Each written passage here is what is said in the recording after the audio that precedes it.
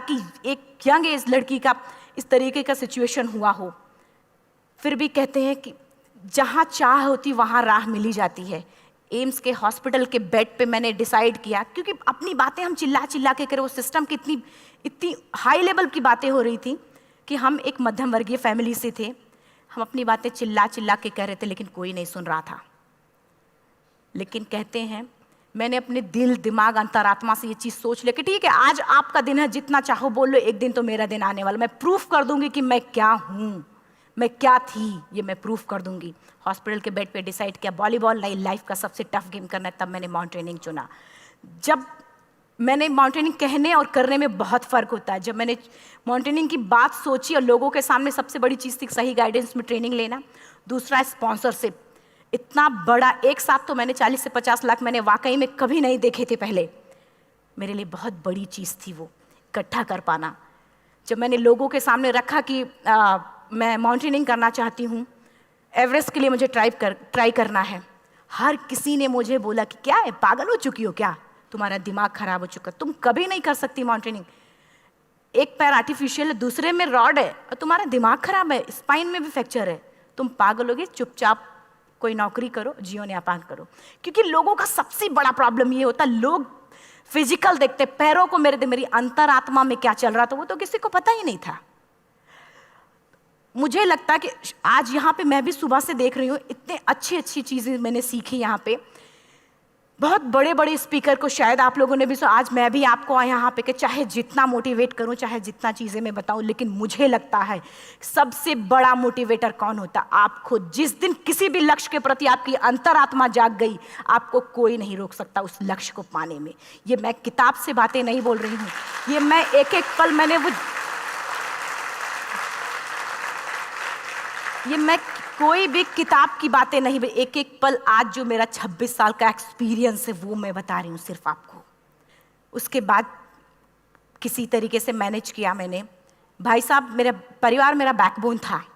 परिवार ने मुझे, भाई साहब ने मुझे कहा कि मैडम बछेंद्री पाल जिन्होंने 1984 में एवरेस्ट समिट किया, उनसे मिलते हैं, वो जरूर कुछ ना कुछ करेंगे।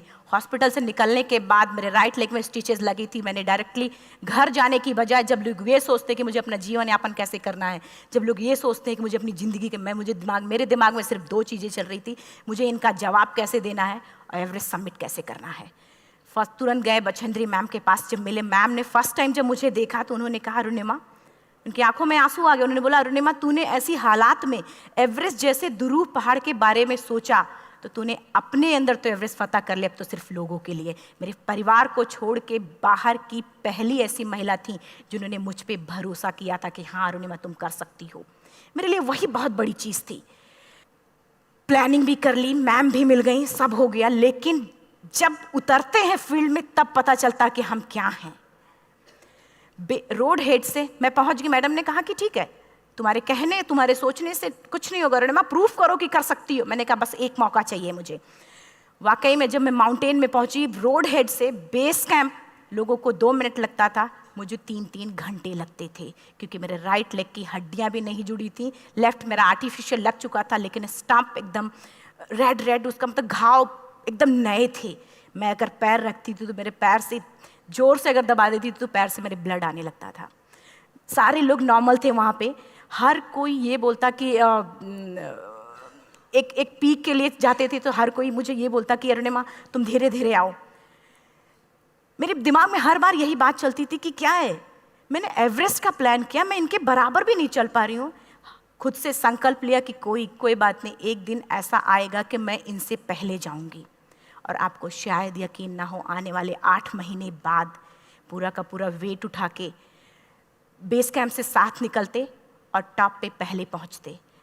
ऐसे करके देखते थे कि अरे ये लोग तो पीछे। खुशी होती थी। उससे भी ज़्यादा मुझे खुशी तब होना शुरू हुआ जब वो सारे लोग आके मुझसे ये पूछते, मैडम खाते क्या हो, बता दो, पैर नहीं है फिर भी कैसे चलते हो। उसके बाद पूरा मुझे स्पॉन्सरशिप मिला। मैं जब एवरेस्ट के लिए गई, मेरे लिए सबसे बड़ा, एवरेस्ट की जर्नी में मेरे सबसे बड़ा चैलेंज यही था कि दूसरे को समझा पाना।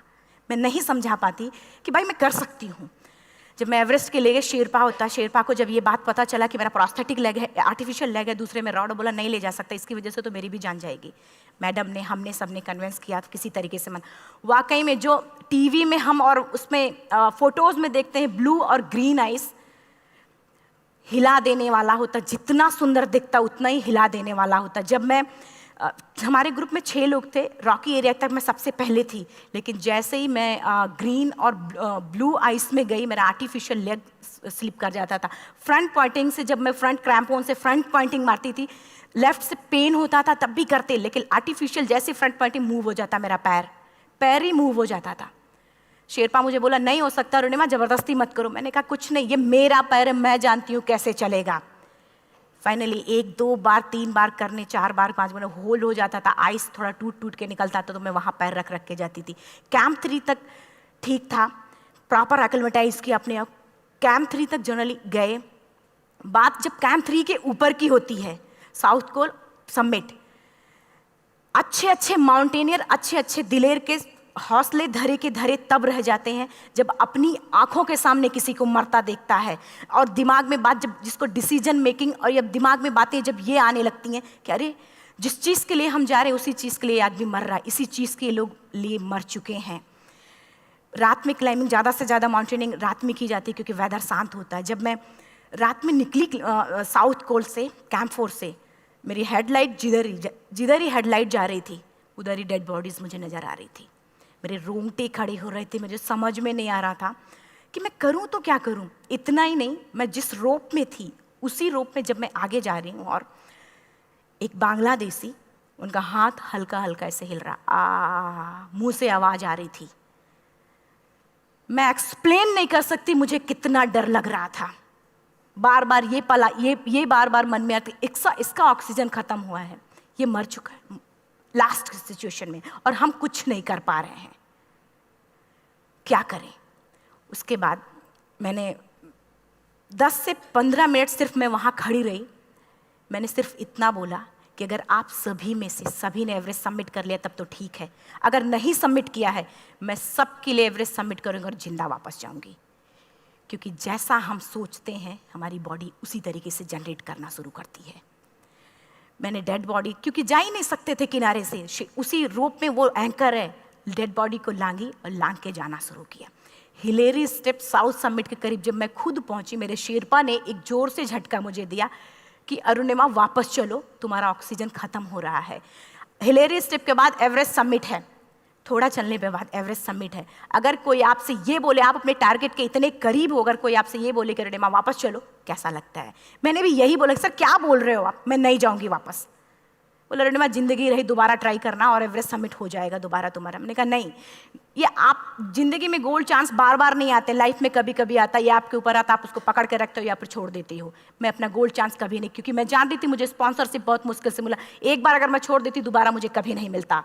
मैं बहुत अच्छी तरीके से जानती थी। मेरा फाइनली मुझे बछेंद्री मैम ने भी एक बार बात समझाई थी, मेरी माँ ने मुझे एक बात बताया था कि लाइफ में कभी कभी सिचुएशन ऐसी आती है जब सिर्फ आप अकेले होते हो, डिसीजन सिर्फ आपको लेना होता है।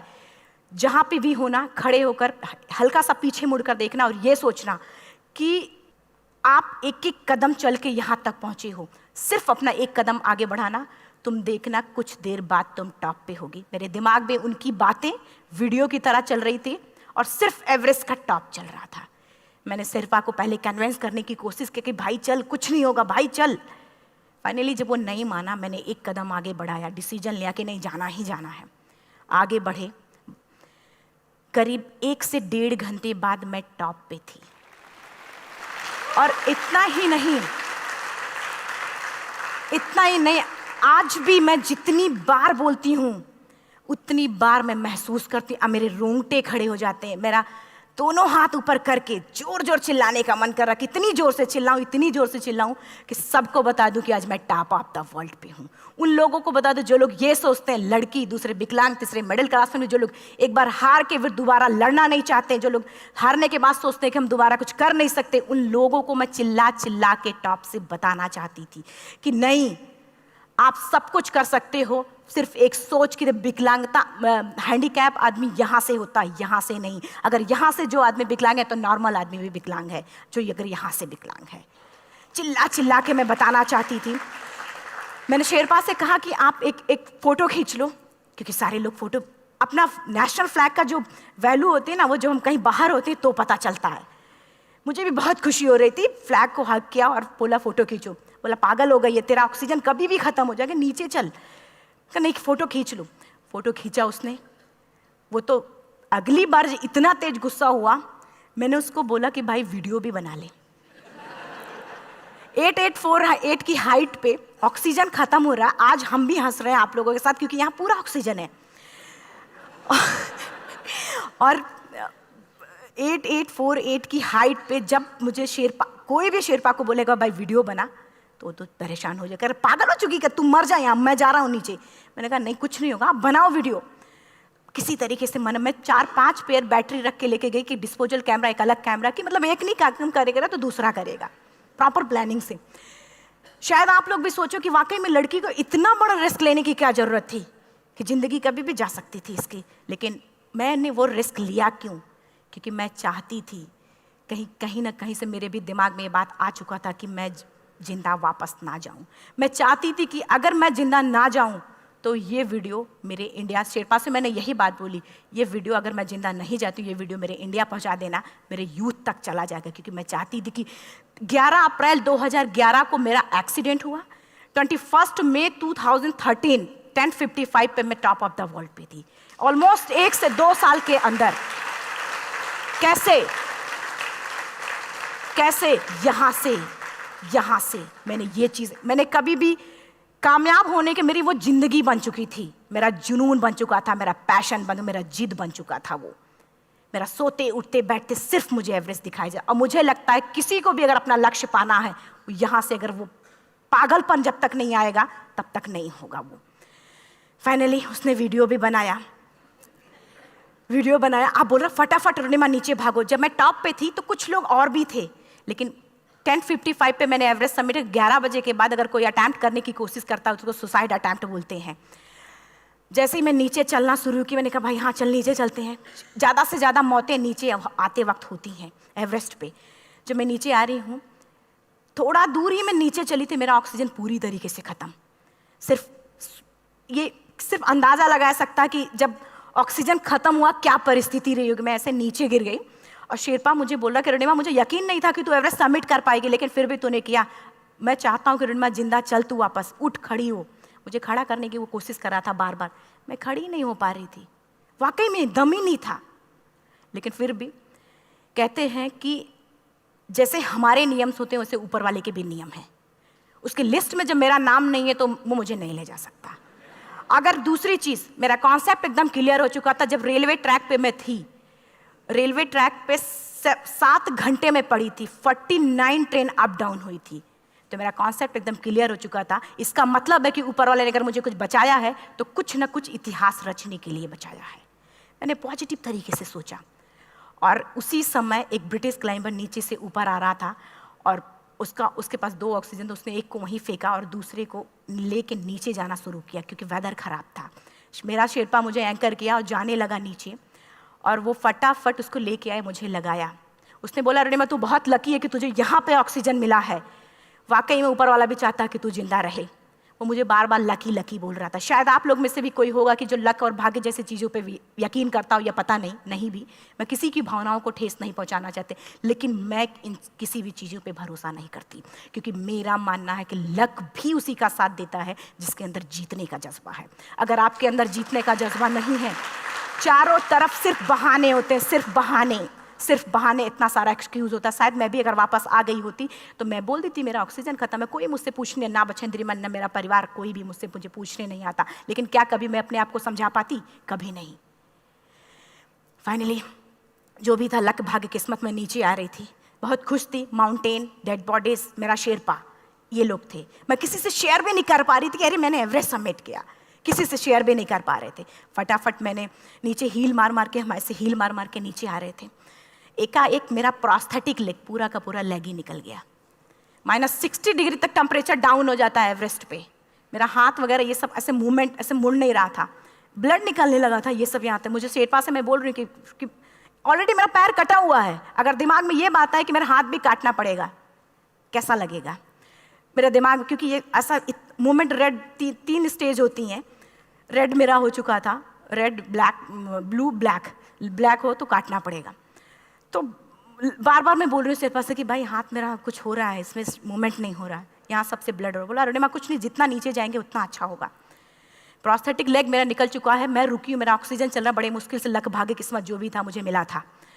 शेरपा मेरे आगे है, लास्ट मोमेंट तक वो मुझे बोलेगा, अगर वो मैं नहीं चलती वो मुझे छोड़ के चला जाए। गलती उसकी भी नहीं होती, क्योंकि वो क्या करे, क्लाइंबर की वजह से या तो अपनी जान वो भी दी, गलती उसकी भी नहीं है। लास्ट में मेरी आंखों से आंसू निकलने लगा। मैंने सोचा क्या करूं अब। रोने अपने आप आंसू ने कहीं ना कहीं से आ ही जाता है। दूसरे पल मुझे समझ में आ गया कि रोने धोने से कुछ नहीं होगा। मैंने आंसू को पोंछा और रोप, जो मेरी रोप थी, रोप को पकड़ा दूसरे हाथ से, आर्टिफिशियल लेग को, पैर को घसीट घसीट के चलना शुरू हो गया, क्योंकि मेरे पास यही था।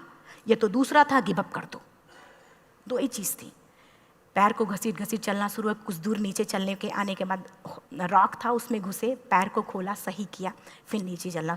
Camp 4 to summit to camp 4 3500 feet है, और इसमें टोटल जनरली लोग 16 से 17 घंटे में समिट कर लेते हैं। मुझे टोटल 28 घंटे लगे थे। हर माउंटेनियर, चाहे बाहर का या फिर इंडिया का, हर किसी ने ये मान लिया था कि अरुणिमा जिंदा वापस नहीं आएंगी। हर किसी ने ये चीज़ मान लिया था। लेकिन मुझे लगता, जब मैं वापस साउथ कोल पहुंची, जब मैं टेंट का जिप खोला, मैंने हर किसी ने कहा कि अरे तू यहाँ है, हम तो सब सोच लिए थे तू चली गई। हर किसी ने ये बोला था। फिर सब खुशी मना रहे थे हम सब। देखिए, ये सब बताने का मेरा सिर्फ एक मकसद था कि सब कुछ हम में है, हम जैसा चाहें वैसा कर सकते हैं। ऑलरेडी टाइम हो चुका है। मैं एक 4 लाइन की पंक्ति सिर्फ बोलूँगी। मैं एक्चुअली, मेरा एम है कि मैं वर्ल्ड के जो कॉन्टिनेंट हैं, कॉन्टिनेंट के हाईएस्ट पीक समिट करूं। एशिया का एवरेस्ट हो चुका है, अफ्रीका किलिमंजारो हो चुका है, यूरोप का एल्ब्रुस हो चुका है। 23 नवंबर को मैं जा रही हूँ ऑस्ट्रेलिया हाईएस्ट पीक के लिए। बस आप लोगों की गुड विशेस चाहिए। और 4 लाइन, अभी तो इस बाज की असली उड़ान बाकी है, अभी तो इस बाज की असली उड़ान बाकी है, अभी तो इस परिंदे का इम्तहान बाकी है, अभी अभी मैंने लांघा है समुद्रों को, अभी तो पूरा आसमान बाकी है। Thank you so much, thank you.